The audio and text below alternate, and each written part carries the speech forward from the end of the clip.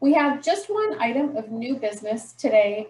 We've got Michael Wade joining us from the City of St. Paul to talk about a proposed change to the definition of family in the city zoning code. So I'm going to make an attempt here. In the past, we've been occasionally successful at passing over screen share capabilities.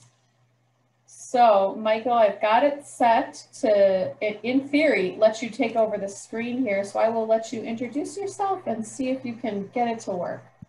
Sure. I see a green share screen, so I think it's going to work in a sec. My name is Michael Wade. I work for the Department of Planning and Economic Development for the City of St. Paul. I've been a Twin Cities resident for about 4 years now, came up for grad school from Dallas, Texas. And what do you know, I've hung around because I kind of like the area, like the people that I've met. This is an interesting project that we're going to talk about tonight. And I'm just going to give an overview. It can be a rich topic to talk about. So I'm going to give an overview and then I'm happy to stay and answer questions or just talk. There are definitely places that I know y'all will have input that I may not have heard before, or is just extremely important to the whole process, and that's why we're doing this. So, all right, let's try the magic. Okay, can you see a slide? Great, great. So we're talking about the term family in the zoning code.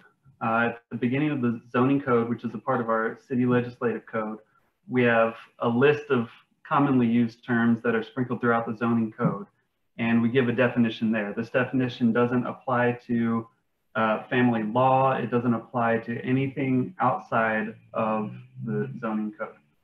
And its basic function, we'll talk about this in a second, its basic function, as it is right now, is that it sets the maximum number of occupants allowed to live in a dwelling unit. And at the moment, it includes relatedness and how it decides who can and cannot live with each other. So this is it, and we'll just read through it quickly.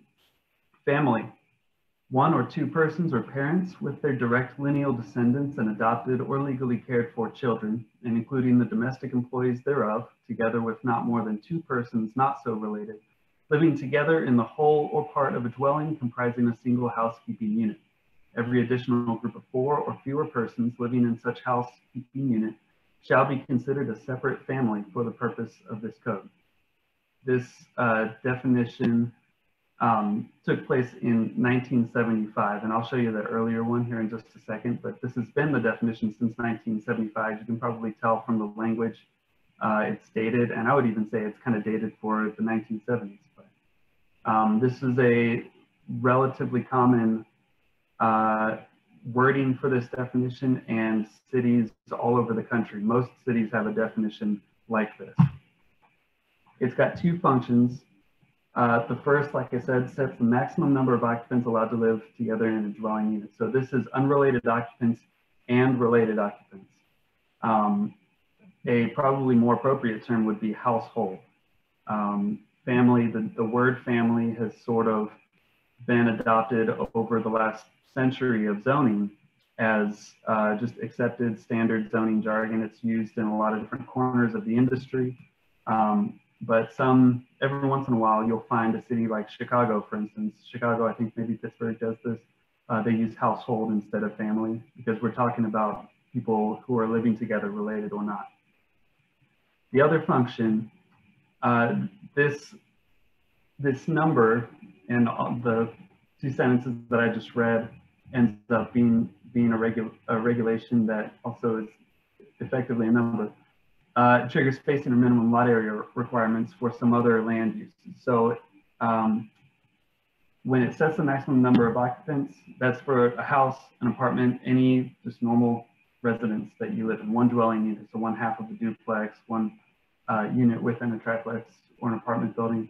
There are other, for instance, types of residences that might have some programming involved, an adult care home, an overnight shelter where people live there, it's a residence.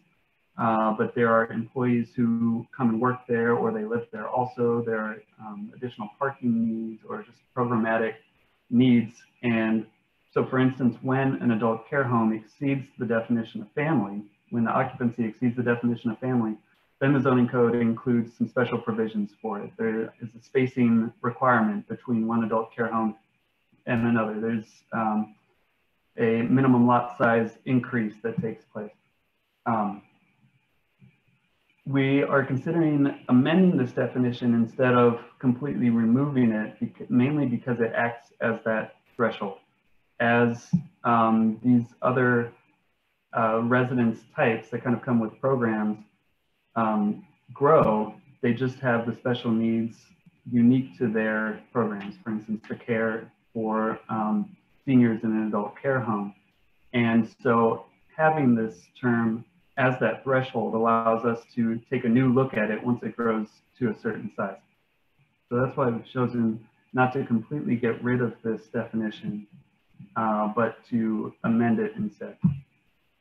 Before 1975, basically, the term family just meant anyone who's living together, if it's not a fraternity, a rooming house, a religious building, a hotel, or a club.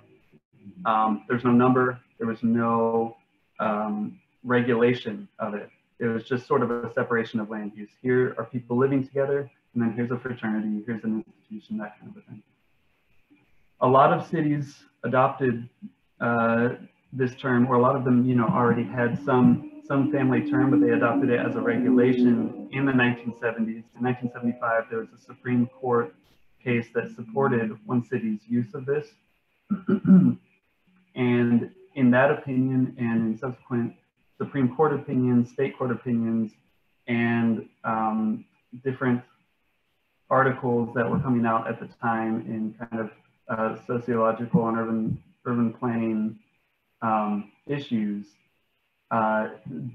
some reasoning came out. So the city of St. Paul never issued a decree about this is why we have this regulation, but we're piecing it together by common reasons that came from other legal and scholarly texts. So mostly it is sort of a avoid density and strangers type of argument.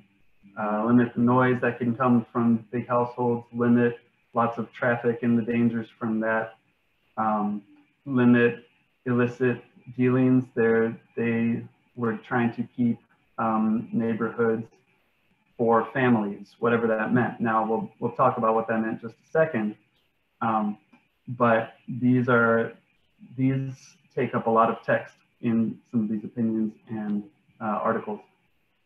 There was an affordability argument also. The fear was and is today, one reason that I'm bringing this up is because we still hear these today.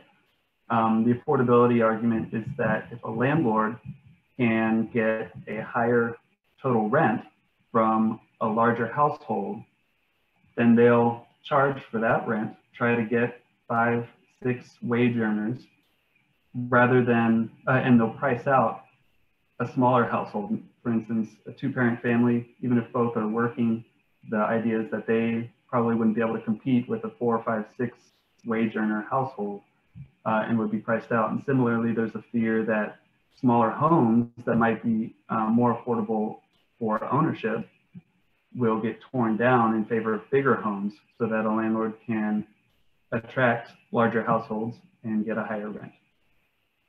Those came up in the 70s and they still have come up today. And then in general, there's sort of a neighborhood character argument. And the ones that I'm talking about right now, the arguments are sort of the surface level arguments. The single family zoning really promulgated with a nuclear family in mind. 2 parents, a couple of kids, golden retriever. There was an image and there was a certain family type that was valued and targeted. This is the kind of family that people need to live in, that people will live in, and we need to make zoning districts that are appropriate for these families and appropriate for kids. That 1975 Supreme Court opinion mentioned that single-family zoning is good for family values and youth values. It didn't say what those were. It was just kind of accepted. Here are the values. We all know what they are, and this is a good district for them.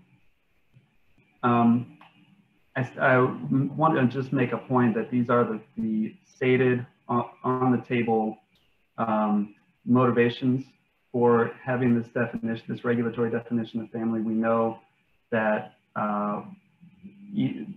some explicit, but there was a lot of under the table racism that was motivating a lot of these types of ordinances to be passed. And it would be duplicitous of us not to acknowledge that right now. So a lot of these ordinances are mixed bags.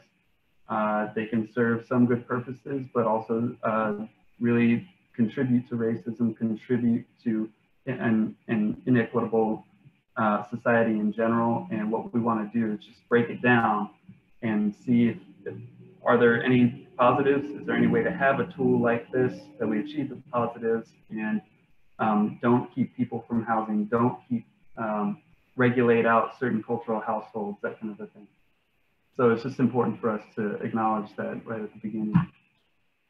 So why are we looking at this? Kind of the most imminent motivation was that there was a report that was written, submitted to the Fair Housing Implementation Council. It was a council that was looking at fair housing implementation success or failures around the Twin Cities. This was in 2017, and it says that this definition could violate state due process and or the Federal Fair Housing Act by discriminating against the larger household, which in every sense but a biological one is a single family. We'll talk more about that report in a minute, but that was really a red flag for cities all over the Twin Cities. What that looks like on the ground, we talked about the nuclear family that just for a few decades in the middle of the 20th century became the traditional family. And so some of the articles that I talked about call non-traditional families those that are just larger, or maybe they have more extended family members coming to live there. Maybe it's one that will host someone for a year, maybe someone who's in a time where their life is changing. Just generally households with unrelated people. Community care is something that has come out for us in this process as really important. That is, if your household already reaches this limit set by the definition of family, and an elderly person or a young person needs a home, they might not be able to find it. And then again, this disproportionately affects households of color. We've seen overall that definitely in the city of St. Paul and nationally, we find our larger households among communities of color. And so there is a racial equity aspect to this. There's an affordable housing aspect to this also. The idea is that if you allow more people to live in a dwelling, then they can share the cost burden of that dwelling. So maybe it's 4 people who are cost burdened, they're having trouble making rent. If they can have one more wage earner come and live with them, then rent per person goes down. And similarly, if you're that one other person, and maybe you can't find an apartment just for yourself or with one other person, but you know a household that maybe has 4 unrelated people, under this regulation right now, you couldn't join them. But if we amend it to be more open, then you could join them and benefit from the lower rent. There's also a density argument overall that even in single family districts and low density zoning districts, this could help them densify a little bit. We don't expect this to be a major impact on density, but that has been brought up.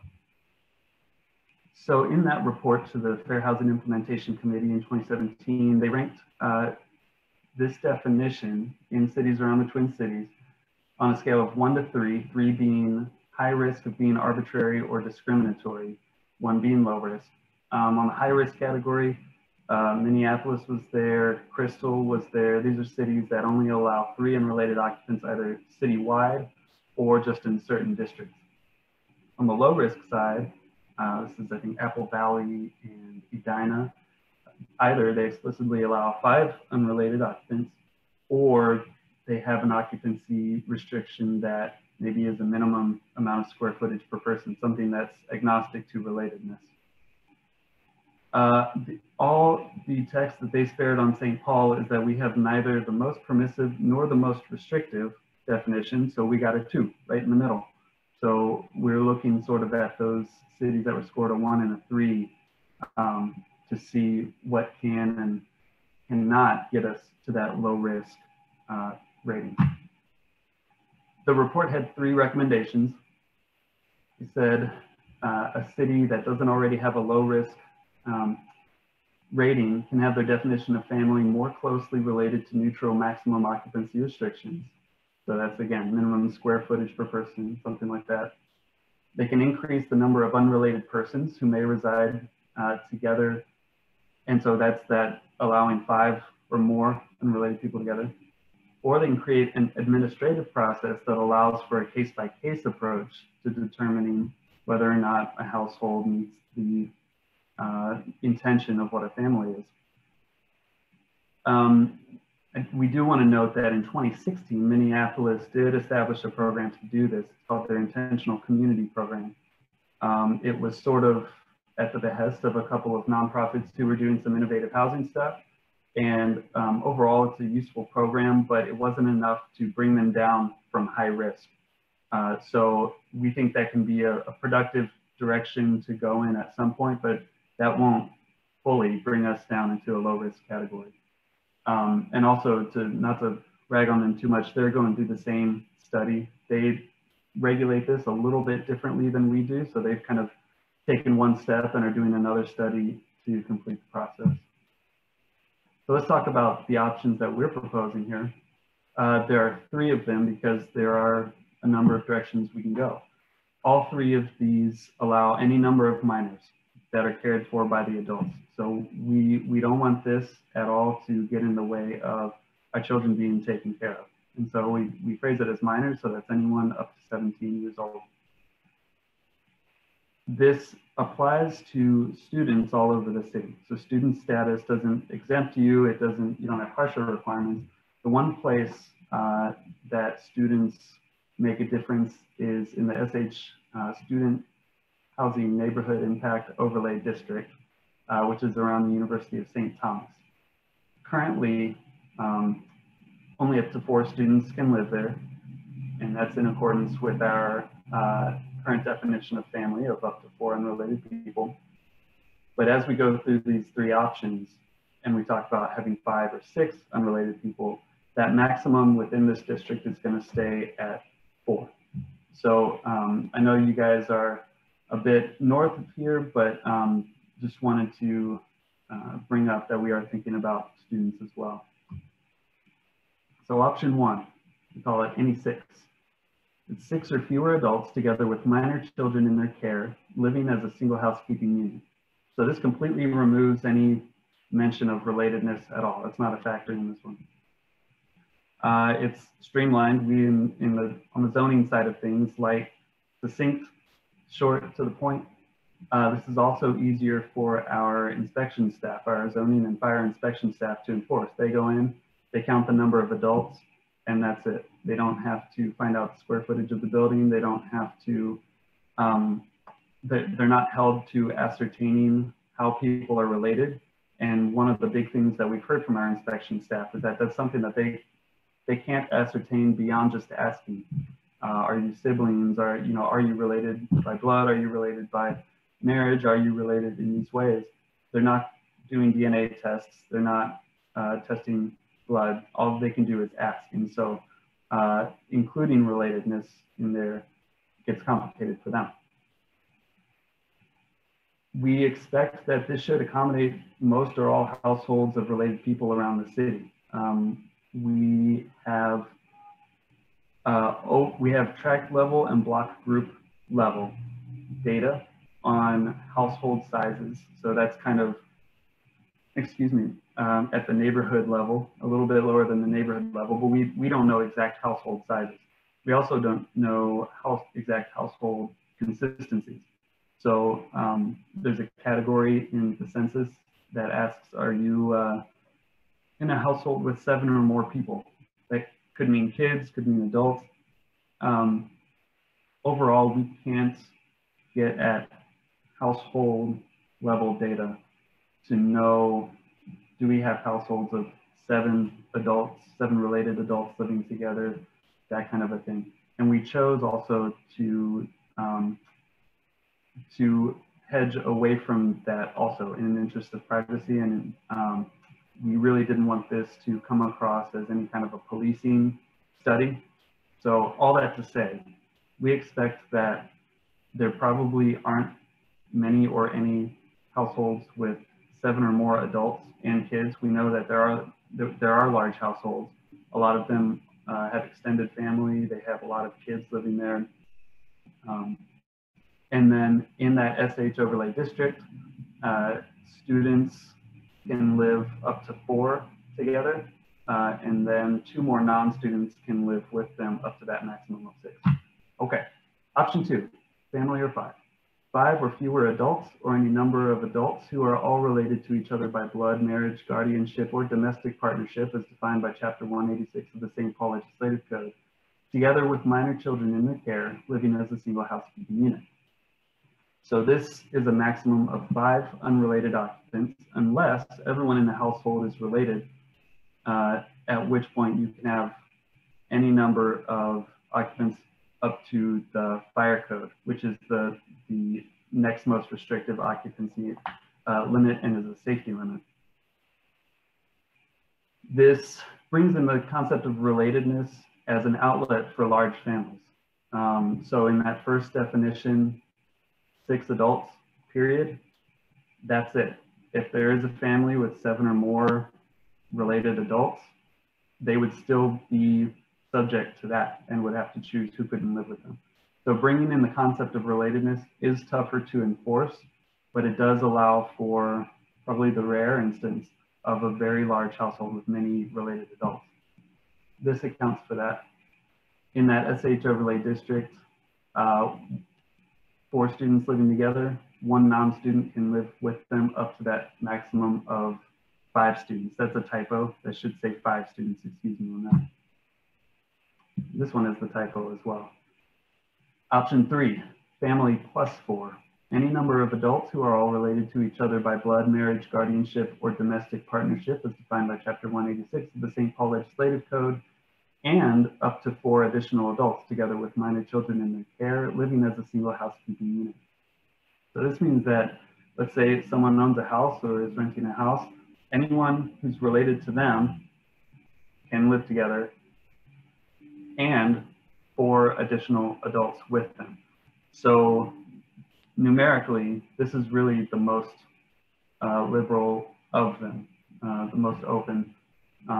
Again, it brings into account relatedness as a factor, which does complicate enforcement. And then again, in the SH overlay district, 1 non-student may live with a maximum of 5 students. That's a typo there. In these, I do want to make a note. A question has been brought up with our changing Supreme Court that gay marriage may not be recognized in the future. It's unknown, and it's something that people have started to be concerned about, rightly so. And they see that in here we recognize marriage as something that affirms the relatedness of people. We are taking that into consideration. The city has a very low barrier domestic partnership registration process. It's really just, there's a form, you put your names on it, your address, there's a $20 fee with the city clerk, and that's it to achieve domestic partnership status. So while the future is up in the air regarding marriage, we hope that at least for now our domestic partnership status will be adequate to really affirm the relationships and commitments that people in St. Paul have to each other. So that's the light and speed overview of the study. I'll stop sharing and turn it back over to you, Maggie. And I'm happy to take any questions. Give me challenging ones. I want to be stumped. Thank you so much, Michael. We'll open the floor for questions at this point. You can unmute yourself or raise your hand or something like that. We've got few enough people this time that I think we can move through this without too much hassle. So Deb, why don't you take over?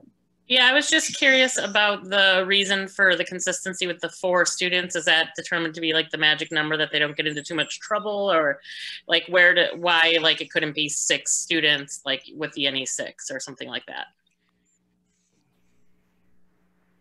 So there aren't really magic numbers, but we ask ourselves that all the time. What makes 4 different than 5, different than 6? And because we're not looking at these we don't have household level data to find correlations. We don't know what's better about 4 than 5 than 6. What we do know is we're kind of relying on the extensive process that went on in forming that, that overlay district. The University of St. Thomas and the city of St. Paul has a lot of history, I think more even than I know, that goes back decades. Neighbors in that area have been very concerned and have seen single family housing being turned over sort of into stealth dorms, college students being packed in or allowed to pack in. And actually at the last district council that I presented to, a gentleman was there and he talked about his lawn at the time being thrown up in quite a few times. And this wasn't something that he had said, but I'm just remembering from my own college experience, hearing certain unnamed friends will have woken up in someone else's yard after a certain holiday weekend. And so there's nothing about 4 that's magic, but we do want to respect that process that happened. It's sort of a neighborhood sentiment argument. It's kind of a political argument as well. It's come up definitely that we shouldn't be limiting households that are just absolutely completely peaceful and just want to live with more people. That's their culture or that's their choice because of some students. And that makes sense too. So that's why we've kind of leaned on this district as a way to address students in that area where it's seen that there have been problems, hopefully without punishing other people. Thank you for the question. Can I follow up on that one, just related? Is there any reason then why that doesn't apply to the areas around like St. Kate's, or it seems to sort of specifically exclude McAllister? You know, if we're looking at Concordia or the U of M St. Paul campus, is it just St. Thomas because that's where people complained to some extent? Basically. Or does it have to do with the home values in that area? I think if you wanted to research how much home values factored into the complaining, then I bet you could find some stuff there. But basically, yeah, it was very specifically that college and very specifically those neighbors that caused a lot of this. So in the 1980s, when this wasn't when this overlay was formed, but it was when there was sort of another zoning recognition of college boundaries. There were already a lot of complaints at that time in the 80s. There was a big process, a big public input process, and then this district was formed. I want either 2007 or 2011, and 7-11 rhyme, and I'm getting them mixed up, so I don't remember which one. But this is pretty recent, and the University of St. Thomas has actually just this year built new dorms and has mandated that first and second year students have to live on campus. So we're interested in seeing how that affects college behavior and housing turnover to landlords. But basically, yeah, that's who complained and that's where the problem was.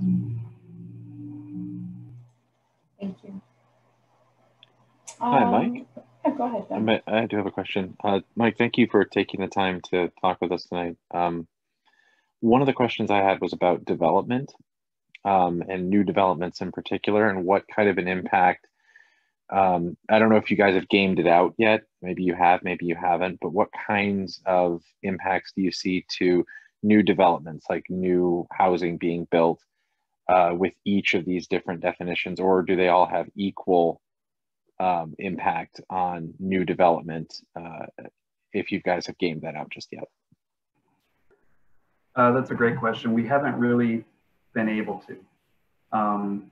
We looked at what data was available, and we felt that we couldn't make a reliable projection. We have looked at other cities also, and the only study that at all comes close to this was the city of Austin. They actually had a more liberal code and cranked down a little bit to 4 in certain areas where there were a lot of student populations. And that study even was a little bit inconclusive. It showed that in certain, it could only go to the zip code level. And it said that in certain zip codes, there was a correlation between larger homes being built and larger households. What it said at the end was, they couldn't tell, I'll see if I can phrase this right. They couldn't tell if the demand for housing was causing a demand for larger households and driving the larger buildings being built, larger single family homes being built, or if the opportunity from larger single family homes being built was generating larger households. So they didn't know whether the chicken or the egg was coming first, but that's the closest that anyone really has gotten to drawing any kind of correlation between development, home prices, and household sizes. There definitely is fear, especially as you go toward some of the colleges, that landlords will start building larger multifamily developments with larger unit sizes and trying to be sneaky about how the rooms are laid out in them, to basically allow for more college students with maybe less parking requirements or things like that. Our office has only seen 1 or 2, I think 2 developments where that's been an issue. But there's a concern around that, and we'll see if it plays out. Thank you, Michael. Up next, we have the Craig and Maggie user. Hello, Michael. I was just going to ask, you mentioned that one of them upper limit was the fire code. And I was just wondering in general why we want to define a family in the max occupancy of any dwelling unit under what its fire code would be, or what the motivation to do so. Sure, that's a great question. And actually, you know, we have 4 different kind of safety codes that have square footage occupancy. We've got the fire code, the building code, the residential code, and our Chapter 34 property maintenance standards. And all of those have minimum square footage per person occupancy requirements also. The basic reason for us right now today is just that it does serve as sort of a threshold, whereas households, and specifically as certain types of residences with special programming grow, they necessarily have different needs and are going to impact the neighborhood around them differently. That's the idea. So for instance, I use the example of an adult care home. Once you pass the threshold of this definition, I don't think you have a spacing requirement on this one. Like on sober houses, you have to have, I think, 150 feet between them. But you also have an extra 1,000 square feet of lot area that's required per person. Depending on the land use, you might have an extra what else? Spacing, lot area, maybe extra parking requirements also. And so it's, the overall idea is that larger households are going to impact the neighborhood in different ways than smaller households will. What we've seen is just larger households are usually a programmed space that correlate with one of our definitions: rooming house, adult care home, sober house, licensed correctional facility, that kind of a thing. And on a similar topic, people have asked, well, where's the line between a normal house that maybe is under this and a rooming house or a boarding house or something like that, which is becoming more popular as people are choosing unique co-housing situations and that kind of a thing. And this study has really opened our eyes to looking at rooming houses again. We also have another land use that's in our code but not very defined called shareable housing that we think can be tailored more toward co-housing. And so those are things that we see, wow, we need to look at those and see, okay, are they truly different? Do they need special attention? And if they do, and if they need to be updated, we need to do that because it's a matter of affordable housing, it's a matter of housing choice. So that's kind of a rambling answer to your question. I guess there are a couple of reasons in there somewhere.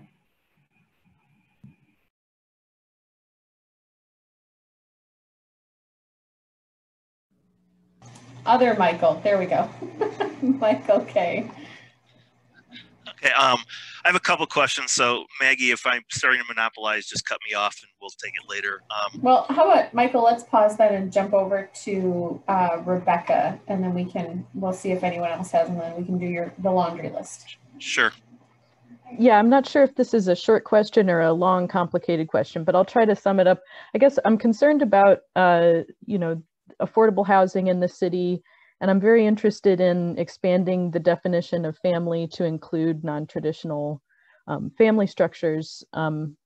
My concern is that, will this change the definition of what affordable housing is if families or more unrelated adults are allowed to live together in the same space?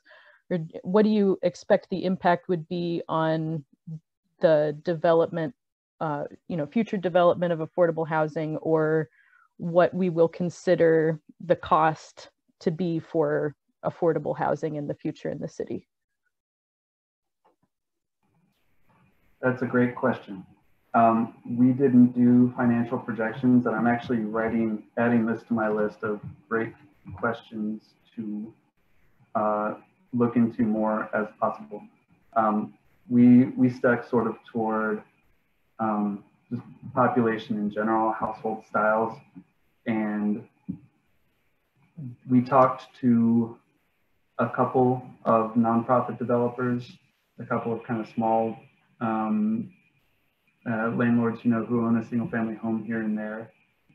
And there wasn't any, we asked them sort of blankly, what do you think about this? What do you think the effects might be? No one really brought up the bottom line, their financial, what they might be able to make as a profit. Of course, they would have an interest in probably not bringing that up. But all I'd say, I don't know. And we passed this by our housing team. So in the Planning and Economic Development Department, we have Planning, Housing, and Economic Development. And they were fully supportive of opening it up as much as possible. In their expertise, they said this would be a great help for affordable housing. And so they also, I think, didn't do a financial analysis, but I'm trusting their expertise on that. So that's the best answer that I have right now.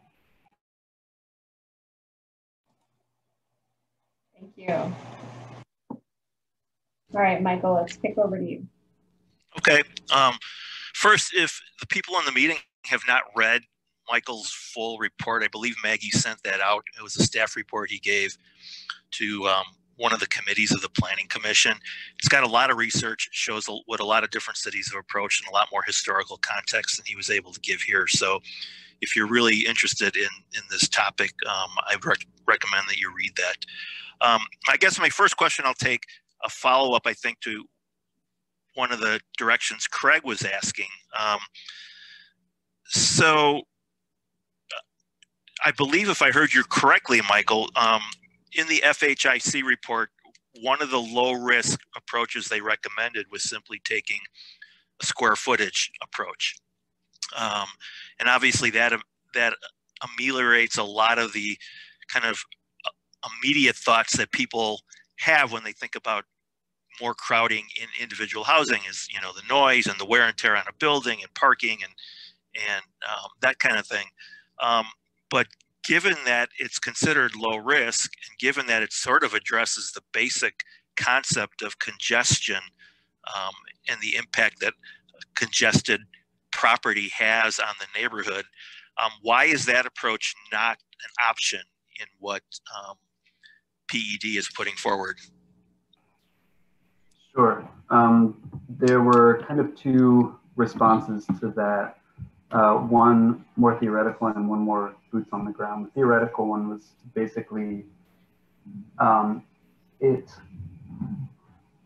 sort of addresses congestion, but overall, when we're planning a zoning district, a rezone, or a set of permits or something like that, we want to be able to expect kind of density regardless of the unique building that's there and how the building is used.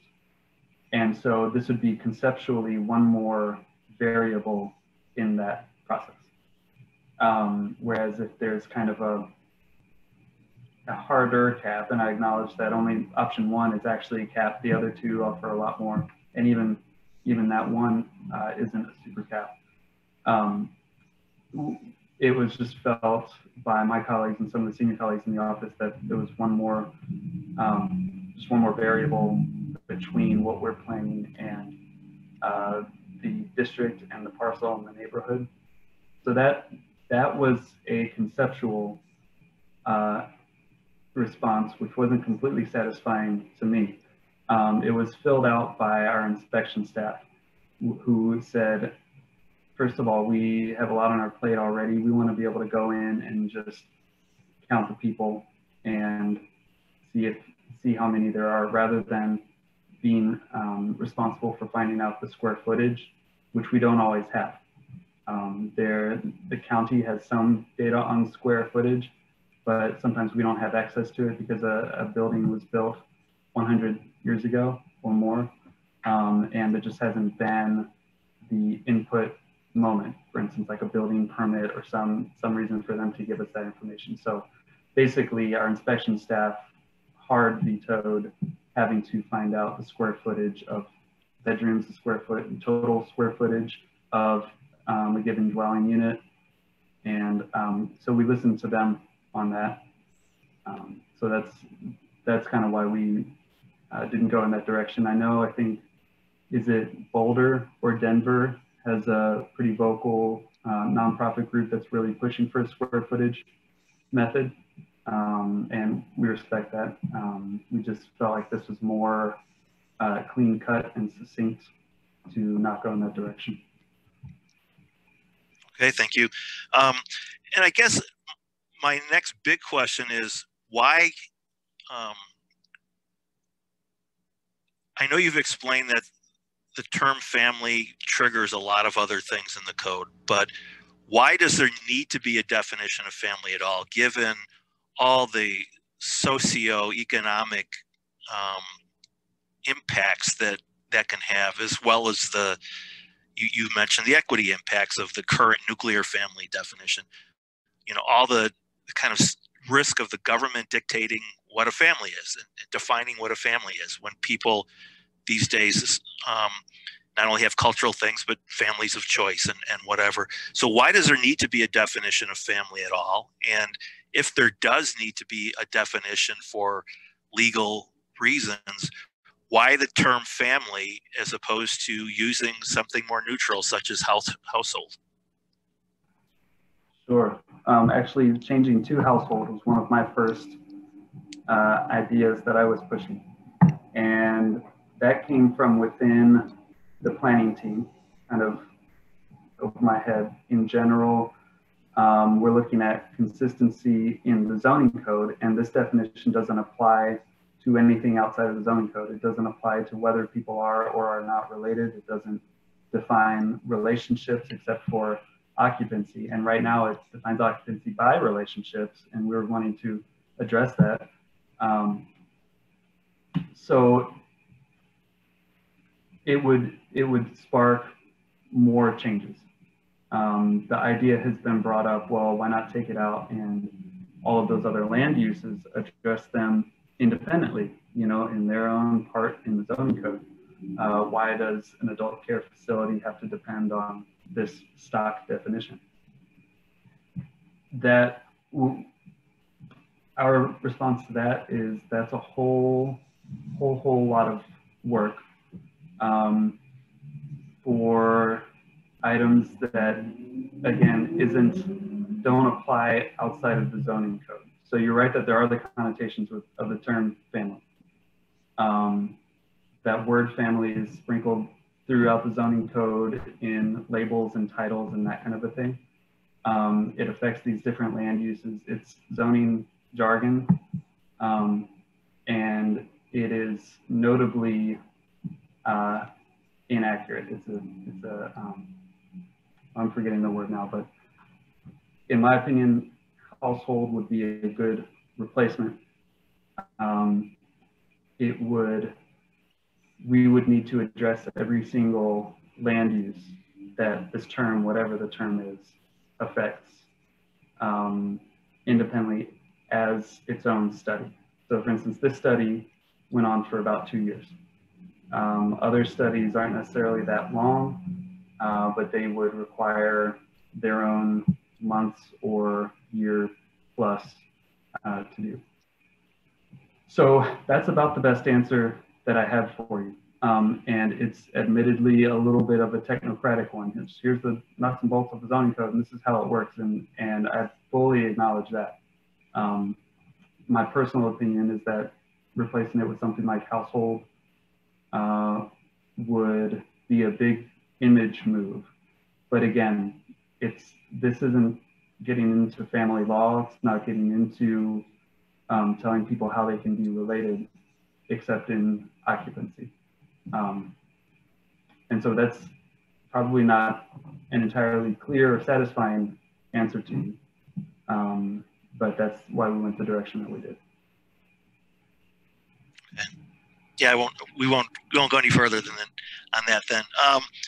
Lastly, I hope you can clarify. I mean, you mentioned the concern that has been raised by others about, you know, what happens if the Supreme Court makes a ruling that affects same-sex marriage. Same-sex marriage is legal in Minnesota, so I'm not sure I understood what the concern would be and how redefining family would be affected in the regard of same-sex marriage. That's something that was recently been brought up as a concern, and actually I'm pretty unfamiliar still with Minnesota marriage law. So I think the concern was a general one, and actually I'm going to add that to the list of an aspect to research on that. For us, it was more, is there a recourse if something happens that does affect it? So I don't know what that would be. If it's not recognized on a federal level, but it still is on a state level, then that I imagine shouldn't matter. But it did spark a curiosity in us to really dig into that domestic partnership that the city recognizes as if you're in St. Paul, this is what we can provide for you, kind of an umbrella. But looking into the state status of marriage is a good path to go down. Thank you for bringing that up.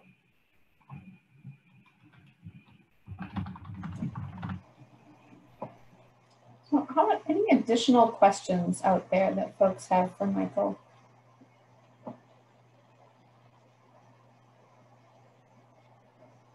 Going once, going twice. Okay, Michael, thank you so much for joining us here tonight. I think that now Michael K., if I remember, you said the district councils are drafting a letter asking for kind of the discussion on this topic to be extended a little bit. Is that right? So yes, so the Planning Commission has a public hearing scheduled for next Friday, November 13th. And Michael Wade can probably explain. That's really the next step. There are several other steps after that before a final definition or redefinition is selected and goes to the city council. So it's not like there's not going to be more public process, but district council staff citywide have really been concerned that there doesn't seem to be the kind of public conversation that Michael Wade is having with us tonight, for example, that there just hasn't been it hasn't risen from below the radar. And it could be the timing of it. You know, we are still going through an election process and people's bandwidth is so limited, but we just didn't believe that from a community engagement perspective that planning and economic development has made the kind of effort it has made with previous significant changes to the zoning code, such as the tenant ordinance, the redefinition of density for multifamily housing, that kind of thing. So we have simply asked the Planning Commission to postpone its November 13th hearing and do more community education and community outreach to make sure that, especially residents of the city who would be most affected by it, you know, have a chance to weigh in. So that letter has been sent. Its context is to it doesn't take any position on any of the options or any of the options that are not presented, but simply a matter of process and community engagement and education. Absolutely. And Michael, we've gotten that. It was passed on to me, and I know it's being passed around. So we're talking about how to respond. There are a couple of options, and no decision has been made. One is to have another public hearing after this one. So this one has been public notice. Notices have been sent out all across the city. So we are probably still going to have this one. The options are kind of, do we want another one after that, a second one? Or do we want to leave the time that we're accepting public comment, even if there's not an official public hearing, accepting public comment for a month after that or something? So people still have time to talk about it, send in letters, send in emails, call us up, that kind of a thing. So like I said, no decisions have been made. We've already noticed the one on November 13th, so probably we will still hold that one. But that's as much as an update as I have for you right now. But we do appreciate the letter. Yeah. Well, thanks for the update. So at this point, we have no motion around this. This is sort of an information and introduction to this this proposed change. And so we are just here for the talking today. If there are no additional questions, I'm going to thank Michael for coming. I'm sorry, I've got a camera over here and a screen over here. So I'm thanking Michael for coming over on the screen here. Sure. So we appreciate the time. Yeah, definitely.